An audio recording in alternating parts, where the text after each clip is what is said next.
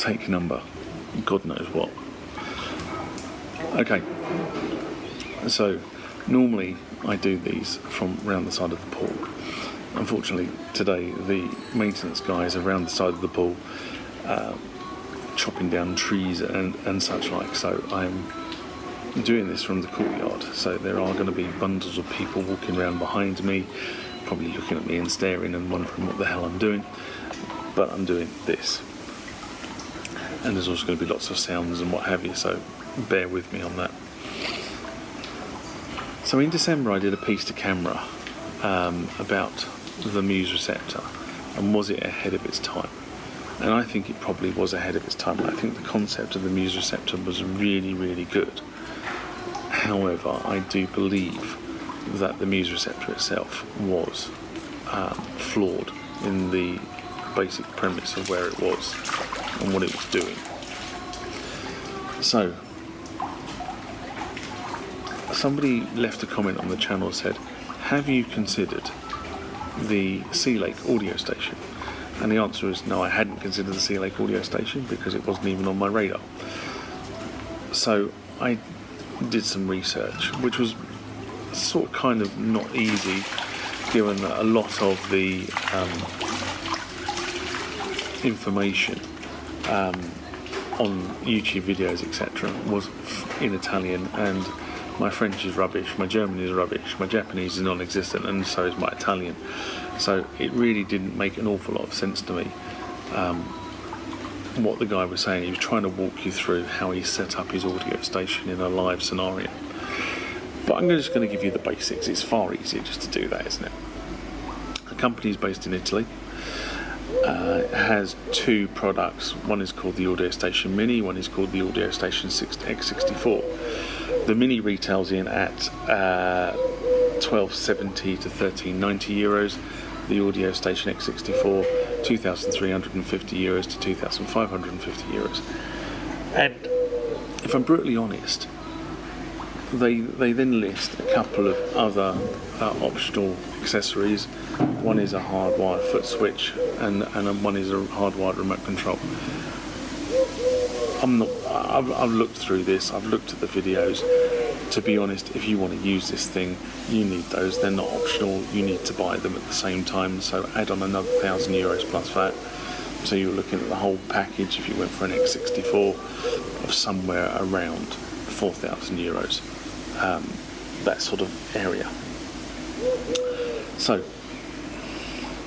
the company makes the boast that it will play every VST on the market, and the reason it makes that boast is because it's on a Windows 7 operating system. Now, that's probably true. Most VSTs are being designed to work with Windows 7 and above. So if that's what they're saying is the required operating system for the VST, then pound to a penny, it's probably going to work. This was the downfall of the Muse Receptor as far as I was concerned, because it didn't support those VSTs, and because it didn't support the VSTs, it became a real nightmare to get VSTs loaded onto the receptor. Either Muse had to release a patch, or the VST manufacturer had to release a specialist version of the VST to support the Muse Receptor platform. Whereas this, obviously, it's saying it will support all of them, and it's also saying it will support the hardware protection systems, as in USB dongles, iLocks, that sort of stuff, because obviously it has an Intel architecture to it and a standard USB bus framework. So because of that, it can accept all those particular items. Now, moving on, this company has approached this issue from a completely different way. What it has done is it has basically produced a digital audio mixer or processing environment of which VSTs can be loaded into. Now, one of the things it is expecting is external signals to arrive into this unit to be processed. It's not expecting the unit to generate all the signals. Now, this is a very clear delineator between the receptor and the audio station. the receptor wasn't expecting external signals to be routed through it. It was expecting the receptor to generate the signals, process them, and then route them off to the house PA. So the mixer itself, the sort of the digital audio mixer of the workstation, of the audio station, shall I say, has 20 channels of 20 audio channels. It then says it has 4 sub stereo channels and then the master output channels. So in order, I'm not quite sure what that means. It has 24 channels, 28 channels, or 30 channels. But you know, there's definitely 20 channels of one-to-one audio. The mixer can handle 4 VSTs. So the way you work with this thing is you effectively assign the VST to one of those audio channels. So each audio channel can have 4 VSTs assigned to it. That's 4, not 3, 4. And it can then process a maximum of 76 VSTs across all the channels. So that's 19 channels with 4 loaded, or a variant across all 20. But you can't have 20 channels with 4 loaded. It doesn't work that way. So they make a reference to latency. That's the only place I've ever seen latency referenced is in one of the videos, one of the very early videos from about 6 years ago. And it says minimum latency. Well, the fact that it says minimum latency means there is some latency in there. Whether when this thing is running and processing, 76 VSTs across 19 audio channels, you're going to hit some latency or not. I would be surprised if you didn't. But I've not played with this unit. I've not loaded this unit up. I suspect for a lot of applications, you're not going to run into too much latency issues. And the reason why you get latency issues, and the reason why computers aren't brilliant for doing this sort of stuff, is because as soon as you start to load up the processor with processing tasks, what the processor is doing very, very quickly, and that's what the clock cycle is all about, is effectively moving stuff in and out of the processor so that it can effectively process it and then move on to the next piece. So effectively what it's doing is processor sharing, but on a very, very fast, very, very quickly. Now the more information you hammer at the processor, the longer those processing tasks are going to take, and therefore you start to get latency built into the signal processing. And it's one of the things that a lot of DAWs have suffered with, and it's the reason why I went to a Mac for my music audio workstation, because the Mac has less Windows stuff going on in the background, which cause additional load on the processor that can potentially cause this latency going forward. So, as I said, what the audio station is looking for is it's looking for this audio to come in. So it's looking for you to have the lead singer, the guitarist, the bassist, the drummer, the keyboardist, all these different facets of a band actually coming into the box, being assigned to a channel. That channel then gets VSTs assigned to it to process that signal, and effectively what you end up with is two cables coming out the back of the audio station, left and right, going off to the house PA. The mix is done in the audio station. So if you're a gigging band, what you can have is you can predefine all your songs that you sing as part of your set list.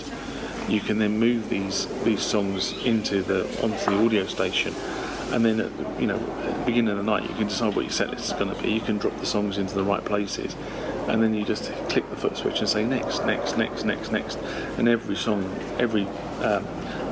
will be preset in the audio station with the right amps, the right effects, the right keyboards, the right processing on the vocals. All this stuff will be there in the audio station, ready for you to go. Band in a box. On the flip side, of course, if it fails, you are basically buggered. But then you'd have 2 of those preset with the same thing on both machines, wouldn't you? So your investment goes from 4,000 to 8,000. So, as I said, the whole concept around this is band in the box. And if you are going to go down that route, effectively you can get rid of all the paraphernalia. The drummer can go to an electronic drum kit, which means that he's not moving around big clunky drums for every gig. He's just got a very simple frame with the electronic drum kit set up on it. You're not shifting around massive amps for guitars and bass players, because that's all going through the audio station as well. So your band setup goes from sort of quite a large enterprise to a much smaller enterprise. And to be honest, this thing, the audio station X64 comes in at 9 kilos. So if you put that in a rack, even the smallest roadie can carry that one. So, but my question, if you're going to use it this way, is are 3 VSTs enough?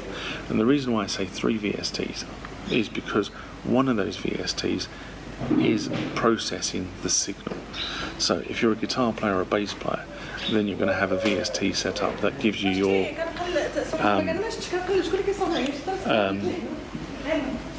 the amp profile. So if you're using a Marshall amp, or you're using a PV amp, or another amp branded, another brand of amp, you want that profile. So that will be one of your VST plugins, will be the amp profiling. For a keyboard player, one of those VST plugins must be the synthesizer source that's generating the sound.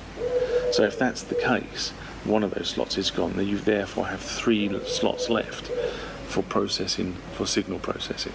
One of those signal processors, for a guitarist, you typically, you're going to have your overdrive and your chorus and what have you pre the amp. And with the keyboard player, you're going to have those signals after the keyboard has generated the sound source. So are 3 enough? Now I do know people that 3 would never be enough, because they process signals to death. I don't believe in that. I think you should envelope the signal. Definitely for me, you envelope the signal coming off the keyboard, and then you do minimal processing with it afterwards. Definitely with the modern keyboards, you can put all the effects onto the signal before it leaves the keyboard. Now that drives sound engineers nuts, I know that. But if you're a keyboardist, you know what sound you're trying to generate, and you generate it on the keyboard, and then you effectively have fisticuffs with the sound engineer on the side. But you know what sound you want. You don't want a dry sound going off onto the either the PA desk or onto the tape. You know the sound. You can get the sound on the keyboard very easily. So you don't want to have to sort of start mucking around, putting additional elements of sound on. So that's sort of kind of the whole band in the box principle. Let's go on to the sort of where the Muse Receptor crosses over this, and that is actually running virtual synths. So from a keyboardist perspective, this thing has a very, very functional, as far as I can see, MIDI routing and patching environment. It has 8-ins and 8-outs. And then inside the software itself, you can specify where your in goes to which instruments, on which VSTs, etc. So you can choose how you route your MIDI signals through this. So you can have one MIDI signal controlling 3 synths or 3 VST synths on 3 separate channels, if that is your desire. As I say, it's very versatile, and you can have multiple keyboard players, or you can have other users. The guitar player can have a MIDI-driven wah-wah pedal, for argument's sake, that will actually send MIDI signals to the VST wah-wah effect, that will allow him effectively to control that through the MIDI. So effectively all a wah-wah pedal is, in essence, is a virtual potentiometer or a virtual resistor. So all you're doing is changing the resistance, and it's sending the MIDI signals backwards and forwards. That's perfectly doable, and you can plug that into a MIDI channel, route that to the guitar player's effect units, and then say this is how you control that. One of the things they do make a big point about in the literature is the fact that they can handle hanging or stuck notes. So they have an automatic feature within the software that recognises where a note is hanging and will actually cut that note off. So that's quite a nice feature. It's a sort of a side thing you get from this. So as I said, MIDI data can effectively be routed onto a channel, and a channel has 5 locations where you can route that signal to. So not only can you route it to the channel, you then route it to 5 locations on the channel. Locations 1 to 4 are the VSTs. So location 1 could be a virtual synth, location 2 could be a second virtual synth, location 3 could be an effects unit, location 4 could be a second effects unit. So you can route the signal to 1 through 4. Location 5 actually comes out of the back of the synth, so you can route that signal off to another unit outside the audio station environment. So whether you then had a further piece of effects processing that went on after the unit itself, you can route to that. Personally, I'm not sure why you would want to be processing more effects outside the unit, but that's definitely how it works. So that's one of the pieces. The routing also allows you to do some very standard basic stuff, but very important stuff here. So it allows you to filter. So you can filter against each one of those locations what MIDI data is being received. So for example, if you don't want it to receive, if that location doesn't need to receive pitch bend information, so for argument's sake, you don't want to, on a certain synthesizer, on one of the synthesizers playing, you want to be able to play the pitch bend. But on another one, you don't want to be able to play the pitch bend. You can actually cut the pitch bend information out of that particular stream of MIDI data going to that synthesizer. So it's got quite nice MIDI filtering going on here.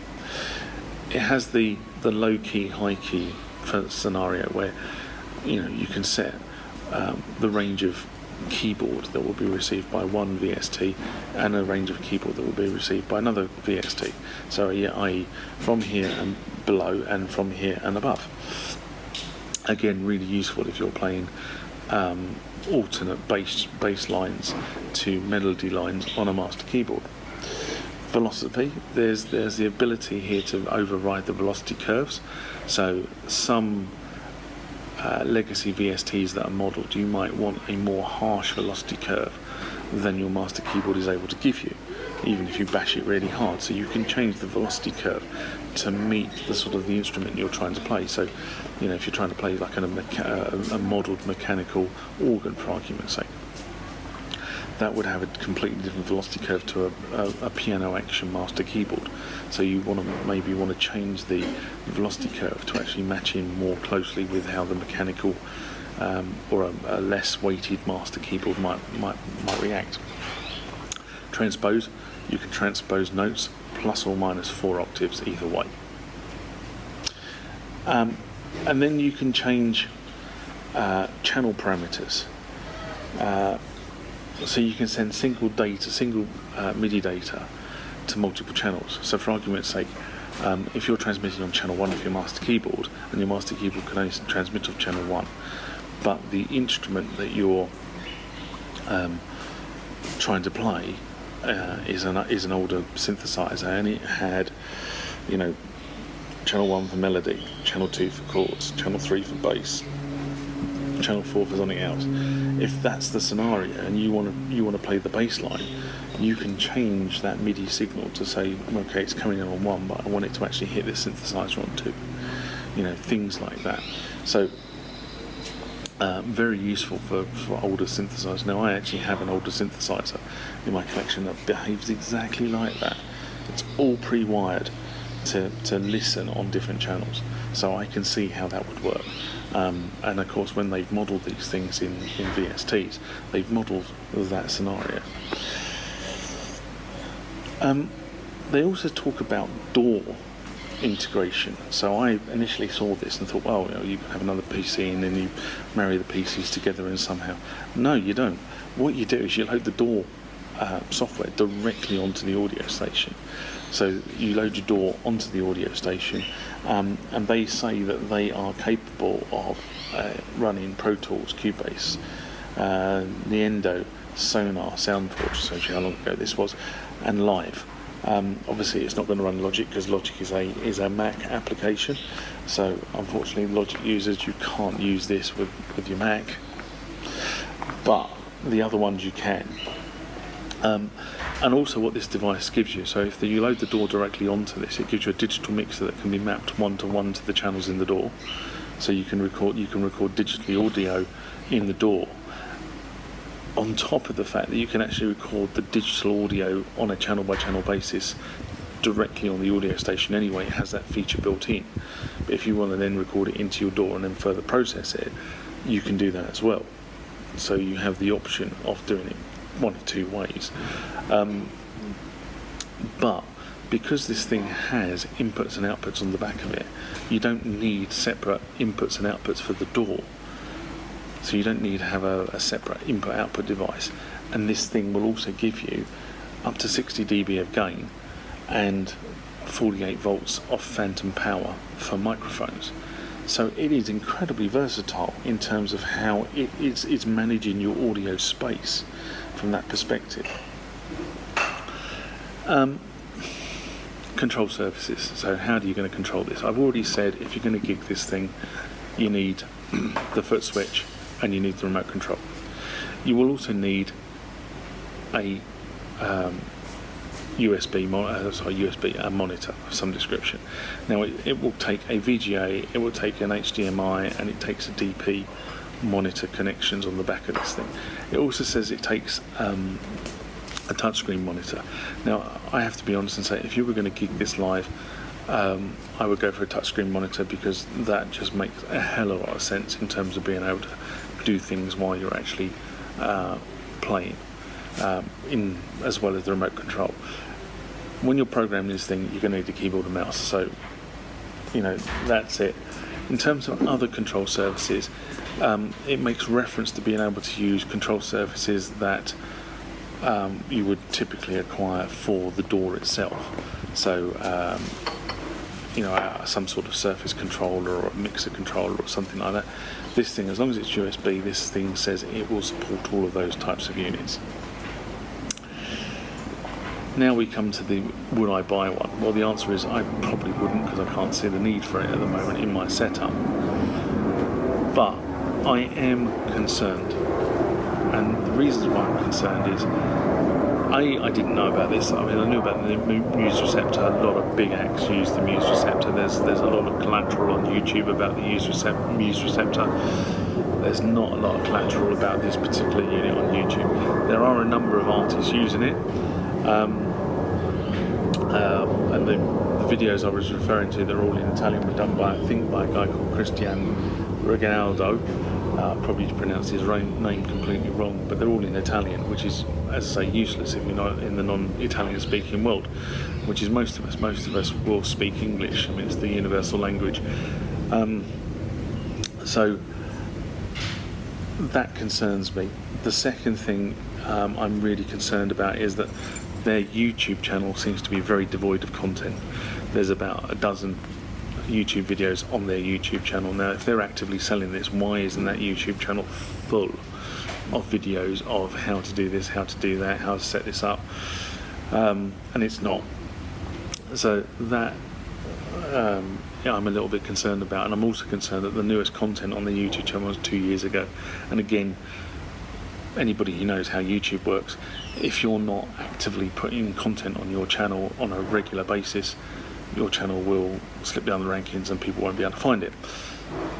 So, but it also means that they're not actively marketing, they're not actually using social media to market this product. That I find concerning. And the final thing I really do find concerning about this is the operating system. So the operating system is Windows 7. Windows 7 goes end of Microsoft life in 2020. In fact, it goes into life January 2020, which from where we are now is only 3 months away. And if you were going to go and buy a device like this, you would want to see longevity. You would probably want to see a Windows 10 operating system, and if you had a Windows 10 operating system, you would get probably another 8 or 9 years before you had to even think about upgrading the unit. But you're not seeing that. You're seeing a Windows 7 operating unit. And while I don't expect this thing to be prone to the bugs of other Windows 7 areas, as VSTs are developed and deployed to the market, they are going to introduce issues that if you haven't got Windows 7 support, you can't effectively get patches from Microsoft to solve. because Microsoft will no longer be issuing those patches. So that means it's going to start from this point in time. You're going to start getting degradation in your VST loadability, and it's not only VSTs that are new to market, but it's VSTs that currently have on your unit and you try to upgrade to a new one. That I see as being a issue going forward. But at the end of the day, I've laid out the facts for you. You go and make your own decision. But it's definitely something worth considering, I think. Right. From this idyllic location. Until next time. Bye-bye. Remember, hit that like button if you like what you saw. Subscribe to the channel and hit the bell icon to be notified about more rants, more mailbag, more questions and answers, and more videos about this sort of stuff when it's loaded to the channel. Until next time, bye-bye.